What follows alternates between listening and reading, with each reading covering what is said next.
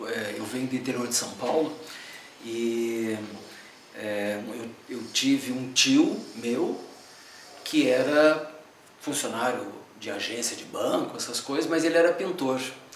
E minha mãe tinha um desenho muito bom. Minha mãe e meu pai eram professores de escola pública e esse meu tio, que trabalhava em banco, era pintor. Minha mãe também fazia uns desenhos e tal. E com as pinturas que tinha na casa da minha avó, foi o que, né, as primeiras ideias de arte que eu tive foi vendo esses trabalhos que tinha na casa da minha família. E desde pequeno eu tinha um interesse por desenho, então ainda no segundo, né, no antigo grupo escolar, né, o que hoje é o Fundamental 2, no Fundamental 2 eu comecei a desenhava uns monstros, desenhava uns personagens, e quando eu fui ficando um pouco maior, por volta de 17 anos, esse meu tio me ensinou a preparar a tela. Então eu comecei a fazer as minhas primeiras telas, né, especialmente uma técnica que ele tinha, que ele usava saco de estopa montado num quadrado, né, num retângulo assim, esticava o saco de estopa ali, ficava aquela superfície bem rústica, e com ele eu aprendi a fazer os primeiros fundos de tela, que era uma mistura de produtos químicos que se aplicava ali no fundo para poder pintar. E eu pintava com esmalte sintético. As minhas primeiras pinturas era em cima de saco de estopa, preparado com esse fundo que eu aprendi com meu tio, e pintado com esmalte sintético, né? Essa tinta que hoje em dia você usa para pintar porta, para pintar metal, para pintar essas coisas. E daí eu comecei a fazer as minhas primeiras pinturas, e lá na cidade que eu morava, que é em Taubaté, que fica aqui na Dutra, né, entre Rio e Santos, tinha um salão de artes, e eu arrisquei mandar, né, com 17 anos, arrisquei mandar uma primeira tela, 3 telas que eu tinha feito já, mandei para esse salão, e por um acaso, ou enfim, por coisa que eu não sei explicar direito, ganhei uma primeira medalha de bronze, né? Quando eu ganhei aquela medalha, eu falei, pô, legal, esse negócio tá para mim. Daí o outro ano, fiz de novo outras pinturas, mandei para lá, ganhei uma tal de medalha de prata e mais uma bolsa de estudos para estudar na escola de artes que tinha na cidade, que era uma escola de artes da prefeitura. E daí lá eu tive a sorte de ter como professor de pintura um pintor que era muito famoso na região, chamado Anderson Fabiano. E ele era um pintor de paisagens, fazia aquelas pinturas de paisagem da Serra da Mantiqueira, aquela coisa meio típica ali daquela região. E com o Anderson eu aprendi então a pintar a óleo. E pô, mandei de novo um quadro para o salão e ganhei de novo um prêmio ali e tal. Daí foi um prêmio de aquisição, quer dizer, a prefeitura comprou, você ganhava um prêmio em dinheiro, mas o quadro, né, eram 2 telas, ficaram para a prefeitura.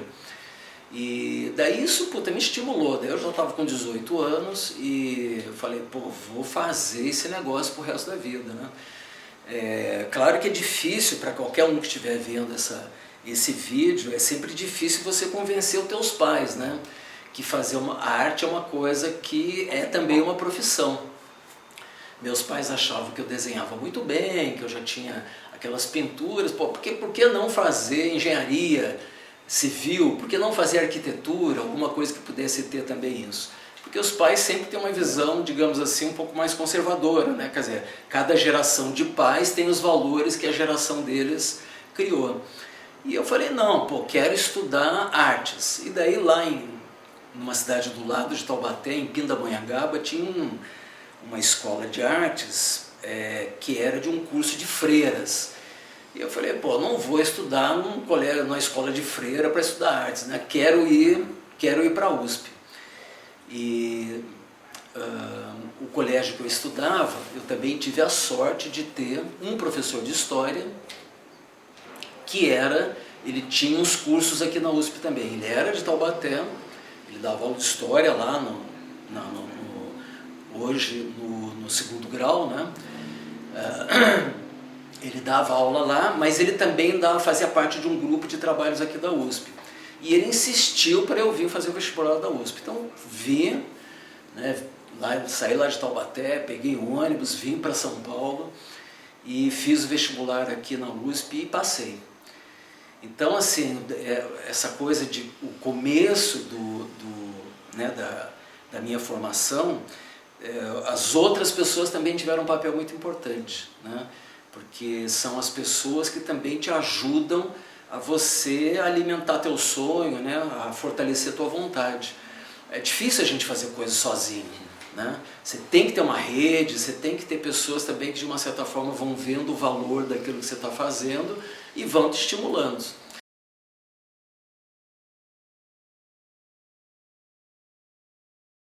Então, quando jovem, eu gostava muito dessa arte clássica, né? Hoje isso tudo está sendo muito debatido em todo o mundo, mas especialmente no Brasil, porque a herança que a gente tem daquilo que a gente chama de história das artes plásticas, né? Vem da cultura europeia, né? Vem dos gregos, vem dos romanos, passa por toda a cultura europeia, chega na cultura brasileira, né?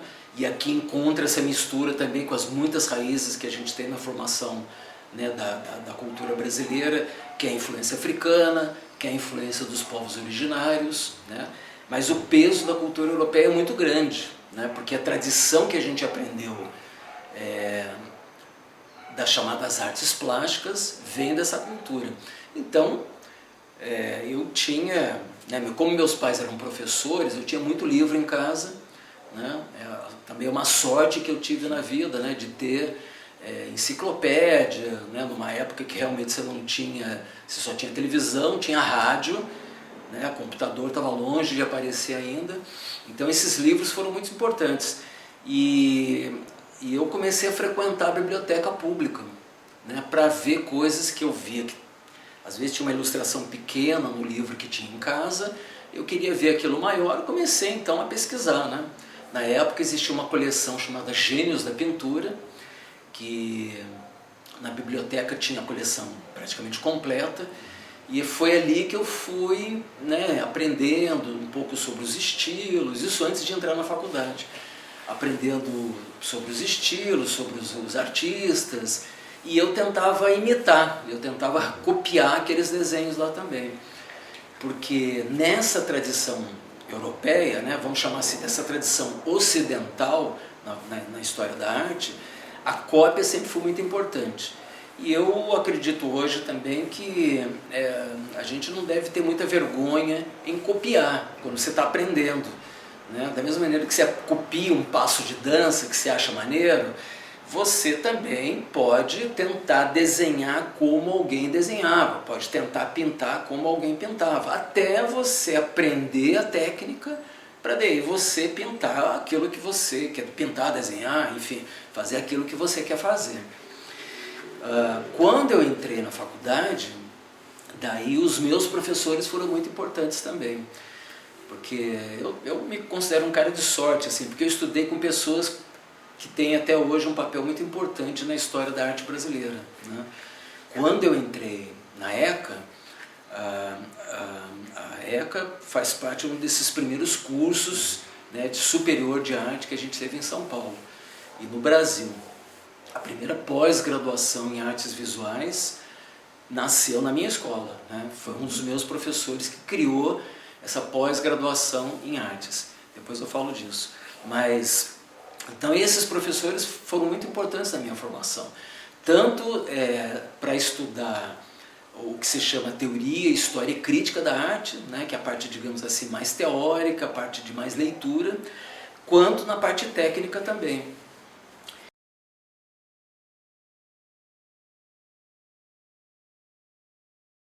E com o Rafael França e com o Dinilson foi que eu montei o primeiro grupo de intervenções urbanas que eu tive na vida, né, chamado 3Nós3.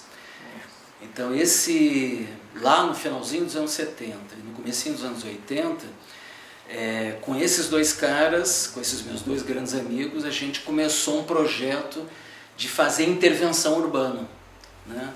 Que é um trabalho que marcou muito a minha carreira, né? Até hoje. O ano passado, por exemplo, eu fiz uma grande exposição aqui em São Paulo, da documentação de todas as intervenções urbanas que a gente fez entre 1979 e 1982, né?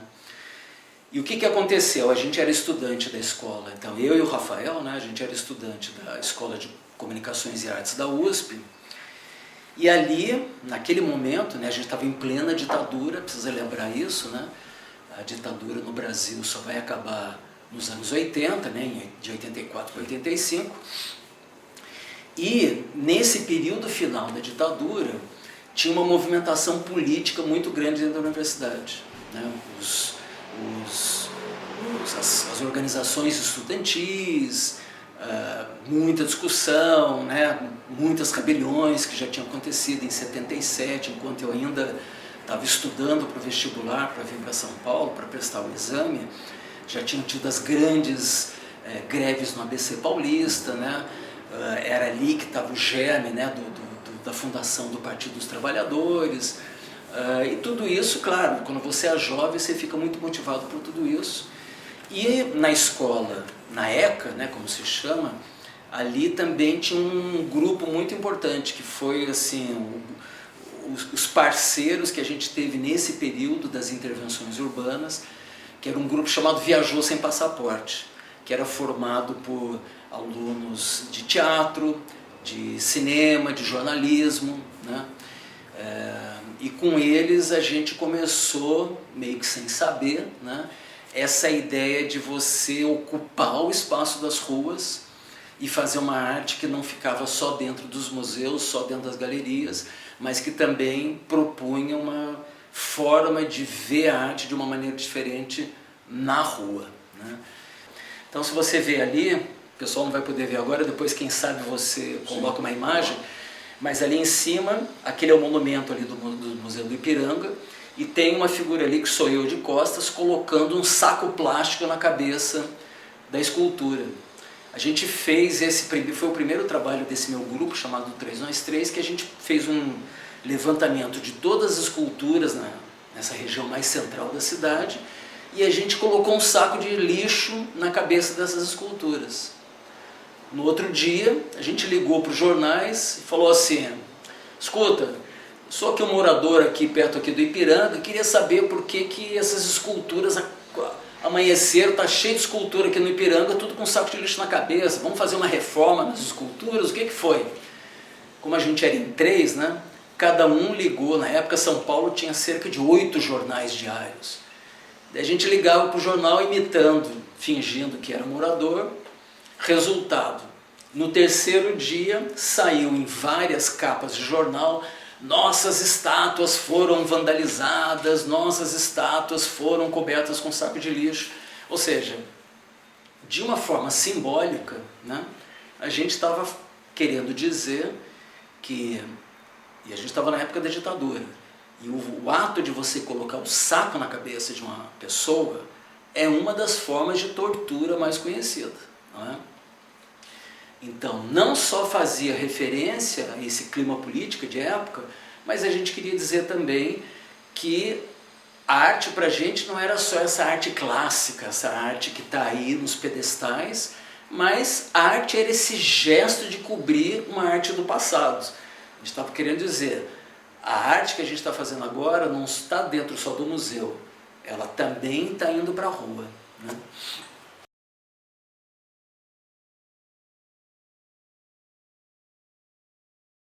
Então, a gente está começando a falar sobre isso, que eu acredito sim que tem pessoas que têm uma inclinação, vamos dizer assim, pessoas que têm mais talento.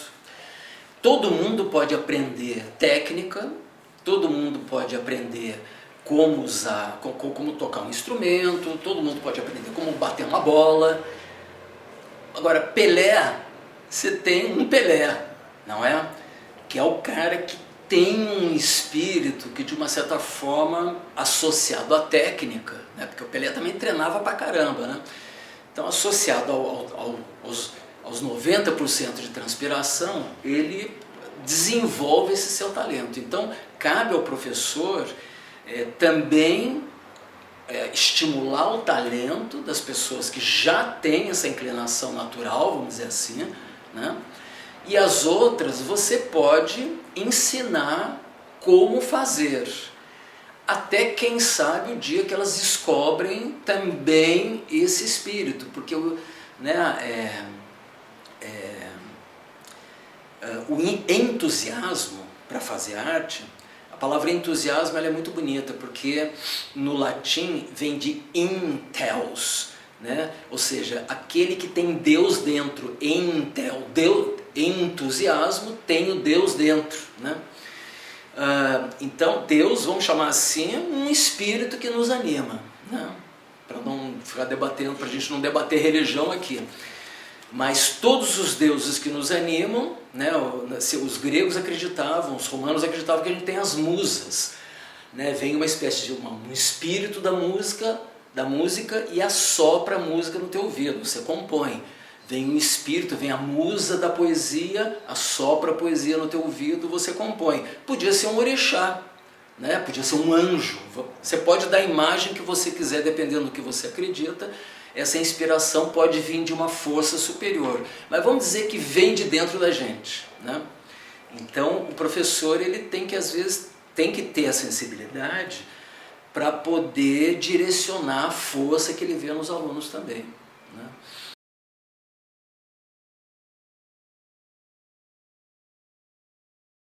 Nem sempre o artista está só procurando expressar aquilo que ele tem dentro, né? Eu vi uma frase, recentemente eu vi uma frase do Picasso, que foi considerado assim na cultura do Ocidente esse gênio, né? O cara que com 30 anos já tinha um trabalho valendo uma fortuna, né? Muito jovem ainda. E o Picasso ele falou uma vez o seguinte, que um colega dele, lá na época do surrealismo, o surrealismo foi um movimento que surgiu lá nos anos 20, lá na Europa, que procurava exatamente investigar os sonhos, né? Esse lado inconsciente do ser humano. Procurava exatamente trazer essa força inconsciente para plasmar, para colocar isso numa pintura, num desenho, numa fotografia, numa escultura. E o Picasso fez parte desse movimento do surrealismo. Então, estava se tornando, vamos dizer assim, moda lá na França, quando ele, o Picasso era espanhol, mas ele foi trabalhando em Paris, porque Paris era o centro da Europa, né, como Berlim também. E Picasso, daí o amigo dele pediu para ele ir num brechó, ficar olhando as máscaras africanas que tinham lá. E o Picasso disse que ele se sentiu muito mal, ele entrou naquele lugar, estava aquele cheiro de coisa velha, e ele ficou olhando aquelas máscaras, ficou meio, não estava gostando, mas de repente, vendo as máscaras africanas, ele começou a perceber que ali, naquelas esculturas, né, normalmente feitas em madeira, que aquelas máscaras eram uma forma que a cultura africana tinha encontrado de controlar as forças interiores, os espíritos, os demônios interiores também, né? E aí que ele foi entendendo que a arte não era uma questão estética. A arte não tem a ver só com beleza, com criar coisa para decorar a parede, né? Que a arte era uma forma de você poder dominar, às vezes, algo positivo ou negativo que está dentro de você. Um impulso, às vezes, violento seu, ele dirigia, então, para a pintura, né? Então, tem essa visão da arte como uma forma de você dominar o diabo interior, todo mundo tem, né? Não é à toa que aparece sempre a figurinha do anjinho e do diabinho, né? Todo mundo tem os dois. Então, é uma forma de você dominar essas forças interiores, mas a arte também é uma forma de você se contrapor às forças do mundo exterior. Então a gente tem visto no Brasil, por exemplo, um crescimento muito grande da chamada arte política. Os últimos anos que a gente viveu agora, a porta do inferno estava aberta e saiu capeta para todo lado. Então o que aconteceu? Muita gente começou a fechar o corpo, não é? A usar a arte como uma forma de criar uma barreira para conter a ascensão dessas forças que estavam soltas e estão soltas por aí, né? Não só aqui no Brasil, mas no mundo todo. Então, não tem mais a ver só com a questão de eu expressar o meu interior, mas como que, usando a força do meu interior, eu também vou dialogar, vou combater a força que está aí no mundo aí fora e que muitas vezes, como na maioria das vezes, está agindo contra mim, está agindo contra os meus, está agindo contra a nossa cultura, né? Então, eu acho que esses últimos anos todo mundo aprendeu bastante coisa, porque a gente entendeu que a arte ela é uma forma simbólica, né, de exprimir as coisas, de exprimir um pensamento, mas ela também pode ser uma forma muito direta, simbólica também, mas também muito direta para você se opor às forças que estão tentando te oprimir.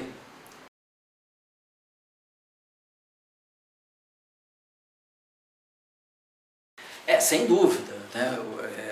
Os artistas ele têm mesmo um papel que antigamente só era atribuído às altas autoridades da igreja, né? Eu aprendi isso com o professor Flusser. O professor Flusser dizia que o poeta, o artista é um pontífice, ele é um construtor de pontes, né? Um construtor de pontes entre nações, um construtor de pontes entre o céu e a terra, é um construtor de pontes entre o próprio artista e o público, né? Então é necessidade, que como a gente está vendo hoje, o Brasil está precisando de pontífices, né? De pessoas que, ao contrário das que saíram do governo agora, que só destruíram pontes, a gente está precisando de construção de pontes, né? Construção de pontes entre as religiões, por exemplo, né? Porque a gente viu, infelizmente, no Brasil, crescer a intolerância religiosa, não é? Então isso realmente é preciso pessoas que tenham esse espírito de construção de conexões, né? E exatamente por trabalhar no plano simbólico, eu acredito que a arte tem esse poder muito grande, sim, de motivar as pessoas a olhar para coisas que muitas vezes elas normalmente não tinham um olho voltado para isso, né? Então essa é uma das, digamos assim, funções sociais da arte, né? Você poder, às vezes, por uma forma de representar alguma coisa, chamar a atenção para aquela coisa. Então o artista, por meio às vezes de uma linguagem que nem sempre a maioria das pessoas consegue entender, ele está plantando formas de compreensão que mais tarde certamente vão ser reconhecidas. Então o artista tem que ser como uma espécie de um paisagista, né? O que é o paisagista? O paisagista pega um parque e ele decide aonde que ele vai colocar certos grupos de árvores. Aqui vai crescer essas árvores, aqui vai crescer outras, aqui vão crescer árvores mais baixas, aqui vão crescer as árvores maiores, ali vão ter palmeiras. Como foi o caso do Roberto Burle Marx, né? O Burle Marx é o grande paisagista brasileiro e a gente aprende com ele o quê? A arte da paisagem. Pô, se você é um paisagista, você tem que esperar uns 15 anos para você ver o seu trabalho aparecer. Porque não cresce de uma hora para outra, entendeu? Então, às vezes o trabalho do artista, às vezes ele precisa de um certo tempo para ser reconhecido como arte também.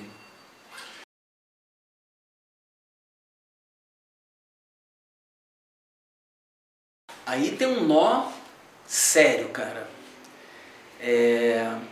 Por exemplo, a gente tem, vamos falar aqui de São Paulo, né? Que é onde a gente está. Vamos falar do que está próximo da gente.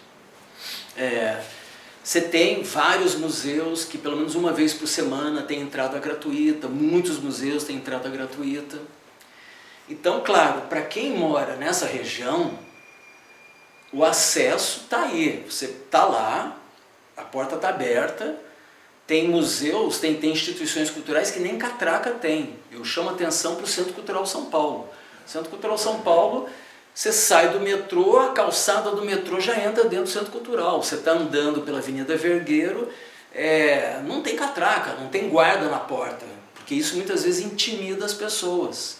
Pessoas que não têm o hábito de frequentar esses lugares, às vezes ficam intimidadas de entrar se tem um guarda na porta. Fica achando que aquilo não é lugar para ela.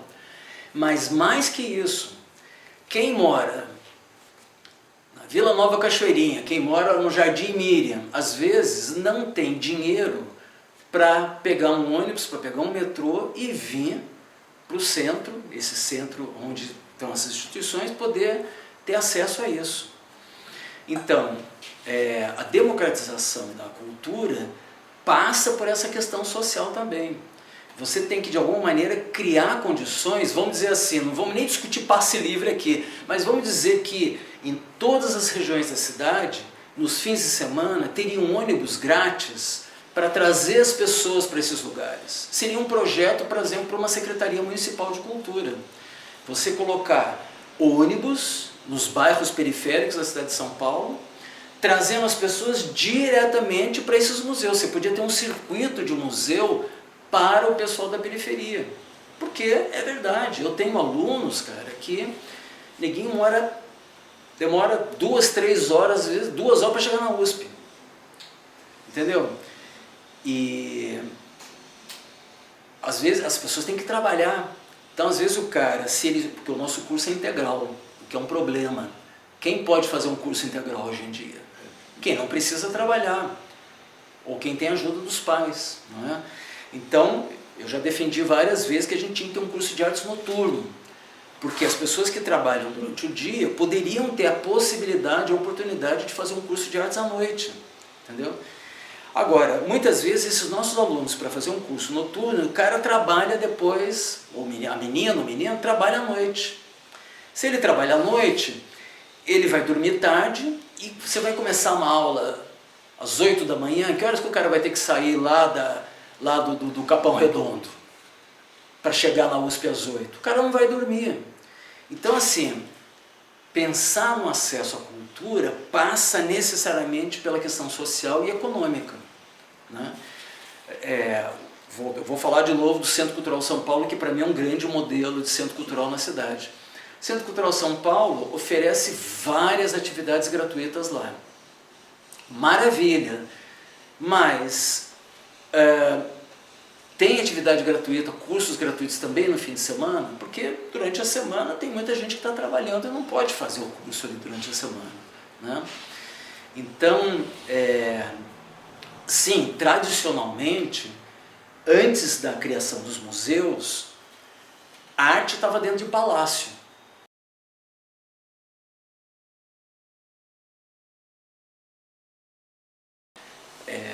A criatividade precisa mesmo, né, de estímulo para poder desenvolver. E por isso que o contato com a arte é importante. Por exemplo, um menino que talvez, uma menina que goste de brincar com argila e fazer bonequinho. Ou gosta de pegar sucata e fazer brinquedo, fazer carrinho, fazer foguete, fazer essas coisas todas. Pô, então você vê que essa criança tem gosto de construir. Ela gosta de construir, gosta de não só desenhar, ela gosta de construir. Você não aprende escultura vendo figura. Você não aprende uma arte tridimensional só vendo imagem bidimensional. Não dá. Você tem que girar em torno do negócio, você tem que chegar na frente, olhar de baixo, olhar de cima, sabe? Você tem que ver dos vários, para você entender que o negócio existe no espaço. Então, tem que conhecer escultura, tem que ver escultura, tem que aprender como é que faz. Você tem que estimular a criatividade, tem que dar recursos para uma criança trabalhar mais com aquilo, dar mais material para ela poder construir mais, mas também tem que mostrar coisas, né? Não só figurinha, não só slide. Você tem que, professor, eu sei que a vida de professor de escola pública não é fácil. Não é fácil, é barra pesada às vezes, é jogo duro, né? É gente que trabalha muito, dá muita aula. Todo mundo acha que às vezes professor, tem duas férias por ano. Aqui, porque você tem férias, você não dá aula, mas você fica planejando aula. Para dar aula você tem que estudar, você tem que fazer provas, tem que corrigir prova. Então, meus pais eram professores, eu vejo eu me lembro muito bem. Meu pai e minha mãe ficavam na mesa da cozinha corrigindo o trabalho, para levar na prova que eles deram, para levar no outro dia, entendeu? Então, assim, professor Muita gente, às vezes, eu tenho amigos que trabalham aí na iniciativa privada, que às vezes tiram um sarro, né? Ah, pô, tá aí, olha quando vai começar a tua aula, não começa nunca, tal, mas aqui eu estou trabalhando para a escola, né? Então, a vida de professor não é fácil, mas os professores, especialmente o professor de arte, tem que entender que a arte você não ensina hoje em dia só com slide, só com internet. É um erro, né? Porque você tem que ter contato com a obra, porque o contato com a obra traz uma informação que só uma imagem não traz.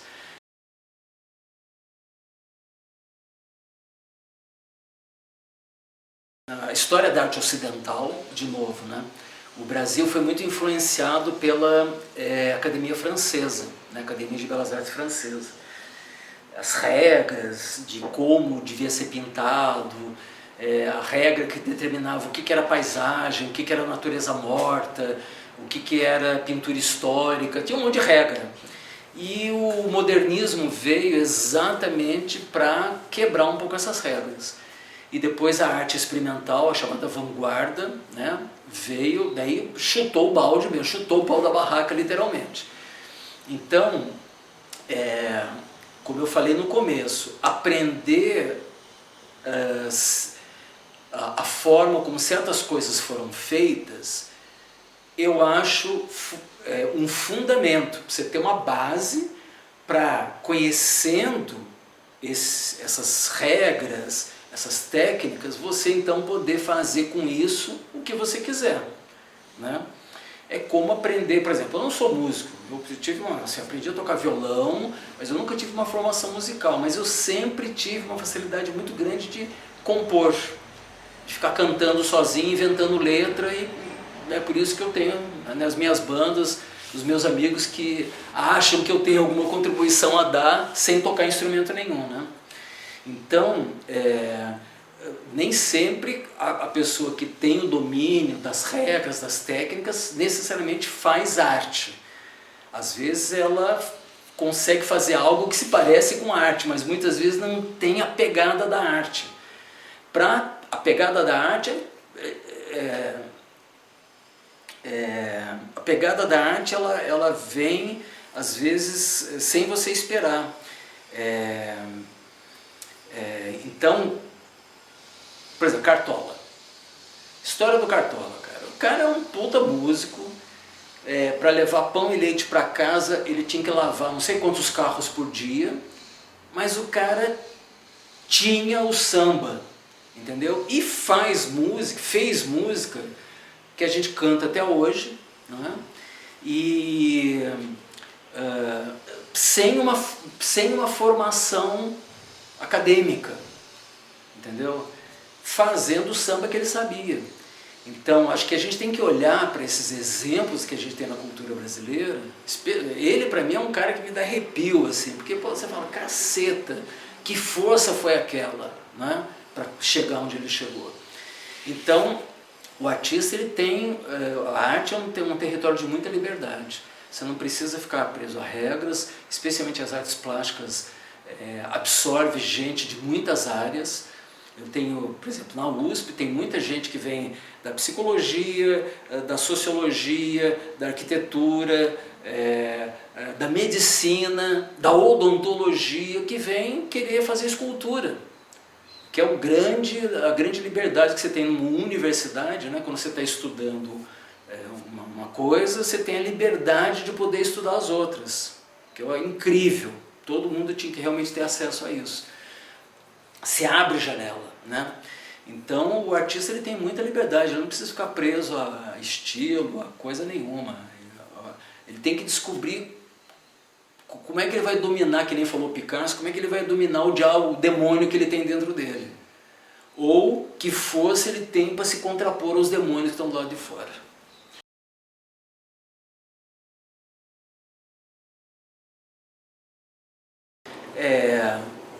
Esse é um tema muito interessante, sim. Especialmente como eu sou professor de escultura, na escultura tem, de novo, na nossa cultura ocidental, porque eu sou ignorante no que na África foi feito, no que no Oriente Médio foi feito, no que na China, no Japão, eu sou ignorante nesse assunto.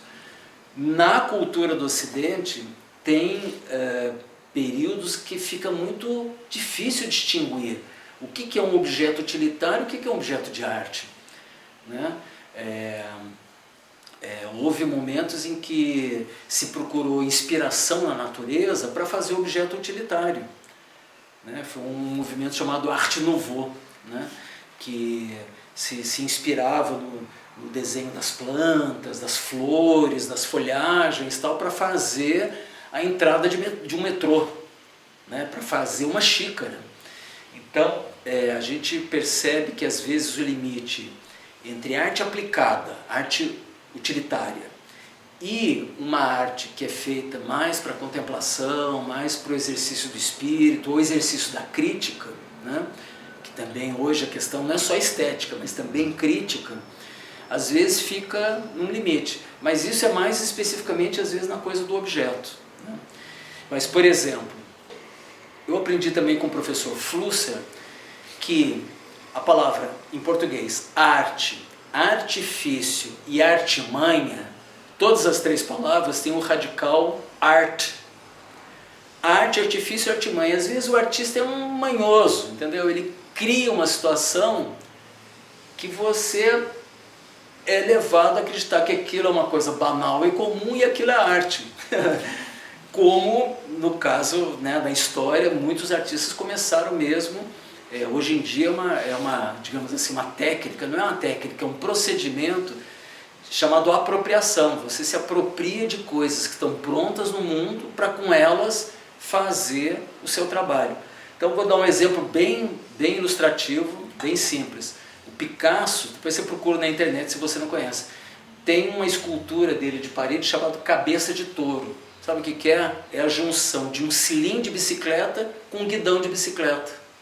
Ele pegou um guidão de bicicleta, colocou o cilindro de um tal jeito que você olha, parece uma cabeça de touro.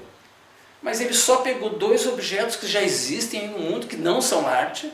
Um guidão de bicicleta não é arte. Um cilindro de bicicleta não é arte. Você pode falar assim, tem arte do design, né? Arte de desenho industrial. Mas não é o que a gente chama de objeto de arte. E ele, um gesto muito simples, e virou uma cabeça de um touro. Entendeu? Então, guarda isso. Arte, artifício e artimanha são três coisas que se confundem muito umas nas outras. Então, hoje em dia é muito comum o público, às vezes, chegar na frente de uma obra e falar assim, mas isso não é arte. Que nem na época do chamado expressionismo abstrato. O Jackson Pollock, que foi um pintor americano, que ele inventou uma técnica, em vez de ele pintar no cavalete, ele colocava a tela no chão e ficava derramando a tinta. Uma técnica chamada gotejamento, uma técnica que ele inventou. Gotejamento. Daí as pessoas olham e falam assim, isso aí até meu filho faz. Mas daí você olha, cara, e tem um monte de truque ali. Que cor que vai por baixo, que cor que fica em cima, que cor que fica entre elas, aonde que respinga. É cheio de truque, entendeu? E claro, daí tem muita piada em cima disso. Quando surgiu esse tipo de pintura, o pessoal que fazia cartoon, ilustração em jornal, tem uma ilustração que ficou clássica, que era um cavalo, que amarraram um pincel no rabo do cavalo e colocaram uma cenoura na frente. Só que o cavalo não conseguia pegar a cenoura e ele ficava com o rabo assim, batendo numa tela, dizendo que ele estaria fazendo pintura que nem a do Jackson Pollock. Entendeu? Só que não é, isso é só uma piada, isso é só um gracejo. Então, a gente vive hoje num mundo em que muitas coisas, às vezes você olha, por exemplo, tem pessoal, né, que faz desenho de cadeira, desenho de mesa, desenho de utilitário, que os caras fazem uns trabalhos usando os materiais que parecem escultura, de tão fino, de tão bem desenhado e bem resolvido que a coisa é, né? Parece escultura, mas não é. É um objeto utilitário.